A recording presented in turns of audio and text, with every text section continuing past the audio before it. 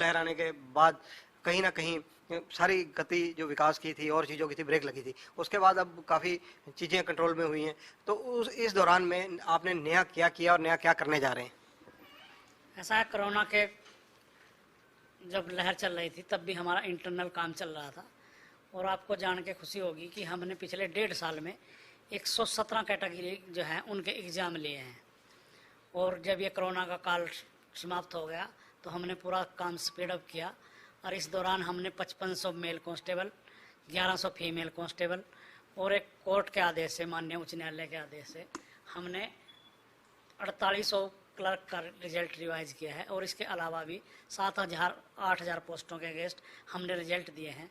इसका मतलब यह है कि हमने पिछले 1-1.5 महीने से लगभग 15,000 लोगों को रोजगार दिया है। कॉमन एलिजिबिलिटी टेस्ट कब होगा, किस प्रक्रिया के तहत होगा, इसे क्या कर्मचारी चयन आयोग करेगा या नेशनल टेस्टिंग एजेंसी के माध्यम से करवाया जाएगा? कॉमन एलिजिबिलिटी टेस्ट जो है उसको आयोजित करने के लिए हमारा एनटीए से एग्रीमेंट हुआ है।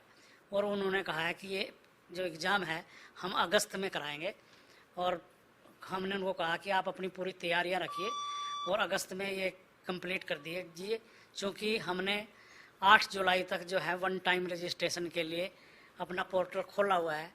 और 26,000 से ज़्यादा सिविल की और 6,000 पोस्टें पुलिस की हमने एडवर्टाइजमेंट करके कैंडिडेट से ये कहा है कि निकट भविष्य में ये भर्तियां होने जा रही हैं। जिन्होंने अभी भी सीईटी में रजिस्ट्रेशन नहीं किया तो वो कृपया 8 जुलाई तक कर लें और 15 जुलाई तक अपनी फीस कन्फर्मेशन भी कर लें। उसके बाद हम एनटीए को पूरा आंकड़ा देंगे कि इसमें वन टाइम रजिस्ट्रेशन में कितने लोगों ने अप्लाई किया है। और पूरा उसके बावजूद ही वो 15-16 के बाद हमारे को डेट बताएंगे अगस्त के, किन डेटों में कर रहे हैं और कितनी शिफ्ट में कितने जिलों में और कितने केंद्रों पे कर रहे हैं। ये एनटीए हमारे को 15-16 तारीख तक जो है वो डेट घोषित कर देगी।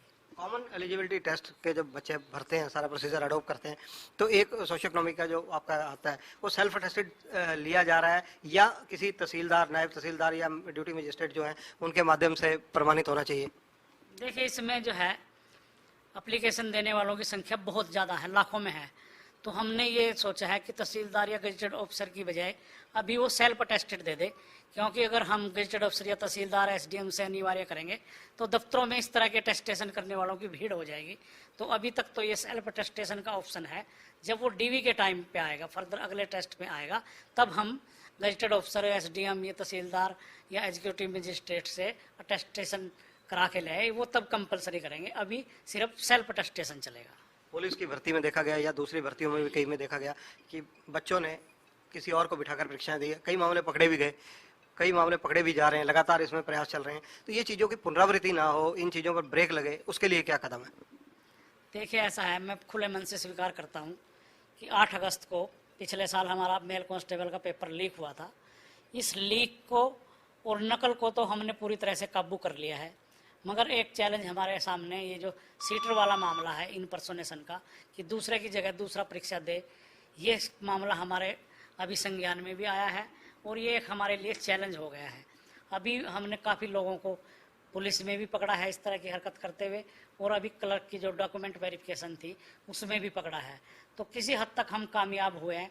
100% में नहीं कह सकता कि अभी हम कामयाब हुए हैं, पर ये नई जो टेक्नोलॉजी आ रही है आधार से मैच करने का, और ज्वाइनिंग के टाइम भी बायोमेट्रिक करना है। ज्वाइनिंग के टाइम पे ही नहीं बल्कि 2-4 महीने जब वो सर्विस पे अपनी ड्यूटी पे चला जाएगा तो विभाग में जाके भी हम उसकी जो अटेंडेंस है आजकल बायोमेट्रिक से लगती है उसको अपने डाटा से मैच करने वाले हैं।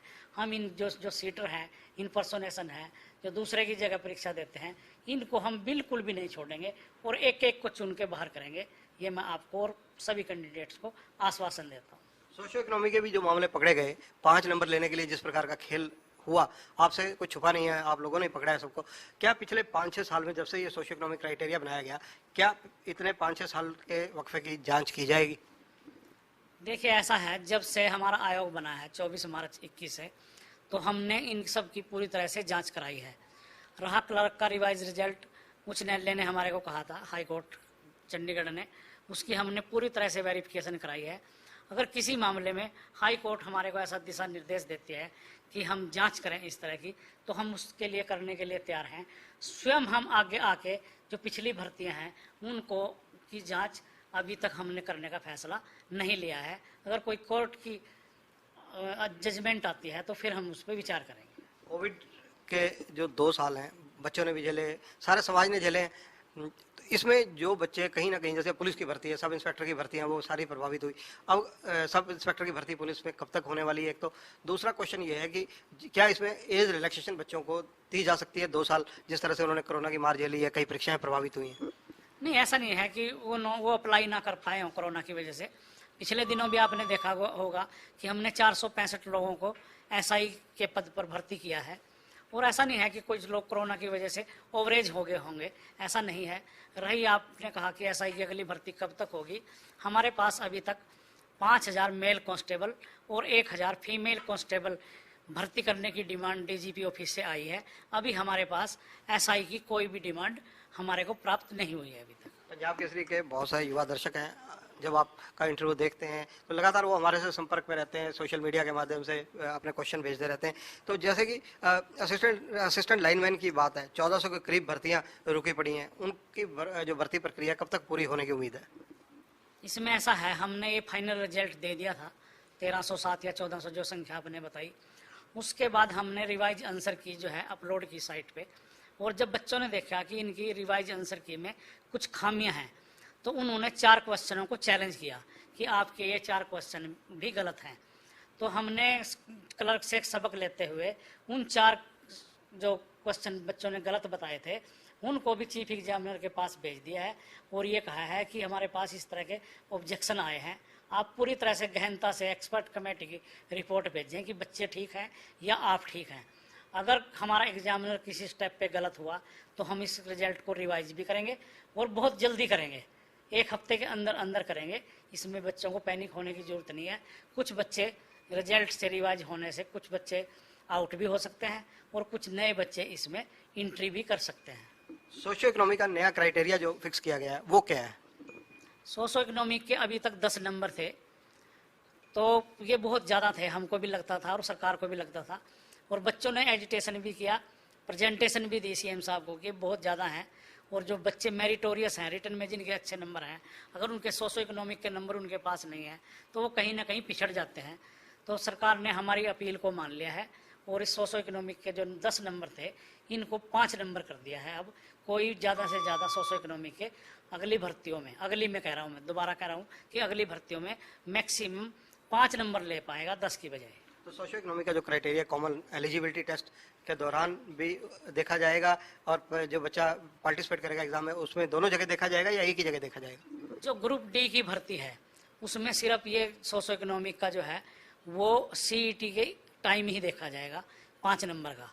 और जो हमारी अगली भर्ती हैं दूसरी सी क्लास की, उसमें डीवी के टाइम भी सोशो इकोनॉमिक का क्राइटेरिया हम जांच करेंगे उसकी। कई जो बच्चे हैं उनकी तरफ से ये कहा जा रहा है कि जो सोशियो इकोनॉमी का मामला है ये कहीं ना कहीं एंटी मेरिट का भी काम करता है। जैसे एक ग्रुप डी के बच्चा है, उसकी सिलेक्शन होगी या उसके किसी परिवार में से होगी, दूसरे को रोजगार के वक्त वो 5 नंबर का उसको घाटा रहता है।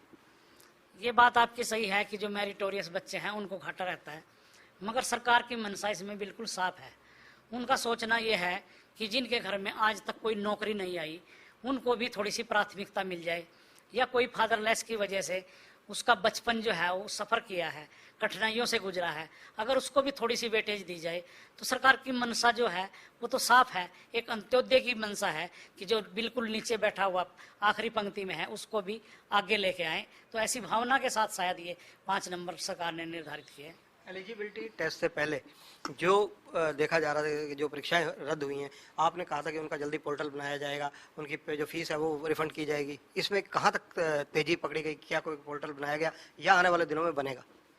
नहीं, हमने देखो जो विड्रॉल की थी पोस्टें सरकार ने, या हमने विड्रॉल की थी, अब हमने दोबारा से उन पदों को विज्ञापित कर दिया है। सीईटी के उस डेट से क्लोज होने से पहले उनको विज्ञापित कर दिया है और बच्चों को ये कहा है कि आपने जो जिस टाइम आपने भरा था, जो फीस भरी थी, उसको वापस लेने का आप क्लेम कर सकते हैं, या जो सीईटी की 500 रुपये फीस है उसमें आप इसको एडजस्ट करवा सकते हैं। तो ये ऑप्शन खुला हुआ है और वो आपने सिर्फ फीस की बात की, तो जो विड्रॉल किए थे हमने पोस्टें, उसमें हम एज का रिलैक्सेशन भी देंगे बच्चों को, कि जब उन्होंने पहले अप्लाई किया था उनका जो एज का पैमाना है उसी को मानेंगे। ग्रुप सी और डी की नई भर्तियां अगर माना जाए अगले 6 महीने में 31 दिसंबर तक का ले लेते हैं कि कितनी भर्तियां और हो सकती है, कितनी आपको पोस्टों की डिमांड विभिन्न जगह से आई है? सी क्लास की मांग हमारे पास अभी आई है, और वो जो मैंने बताया पुलिस को मिला के, वो लगभग 32,000 पोस्टों की हमारे पास डिमांड विभिन्न डिपार्टमेंटों से आ गई है। और जो डी की है उसकी चीफ सेक्रेटरी साहब ने अभी 4-5 दिन पहले आपके संज्ञान में है मीटिंग ली थी, और जो सभी विभाग अध्यक्ष हैं, हेड ऑफ द डिपार्टमेंट हैं, उनको लिखा है कि आप 15 दिन के अंदर अंदर हरियाणा स्टाफ सिलेक्शन कमीशन को अपनी डिमांड भेजें कि आपके पास डी क्लास के कितने पद रिक्त हैं। और मेरे को लगता है कि जुलाई मास में लगभग ये 30,000 पोस्टें डी क्लास की भी हमारे पास सरकार के विभिन्न डिपार्टमेंट से आ जाएंगी। वो 30 ये और 32 वो, लगभग एक साल में 60,000 पोस्टें के अगेंस्ट हम भर्ती का अभियान छेड़ेंगे जैसे ही सीटी का रिजल्ट आता है। और हमारे पास सीटी के बाद शॉर्ट लिस्टेड कैंडिडेट हो जाएंगे, डीवी हमने कम लोगों की करनी पड़ेगी, तो इसका जो भर्ती की प्रक्रिया है ये भी एक तरह से स्पीड अप हो जाएगी। अगर 2019 का एक जिक्र करें, हरियाणा कर्मचारी चयन आयोग के ऑनलाइन परीक्षाएं हुई थी जिनमें कई बच्चों ने 90 में से 90 नंबर ऑनलाइन लिए थे। उस वक्त ये कहा जा रहा था कि ऐसी चर्चाएं थी कि कंप्यूटर हैक किए गए। क्या वो हैक जिन लोगों ने किए वो बच्चे या वो शरारती तत्व काबू आए? देखिए, हैक करने की कोई भी कंप्लेंट हमारे पास नहीं आई।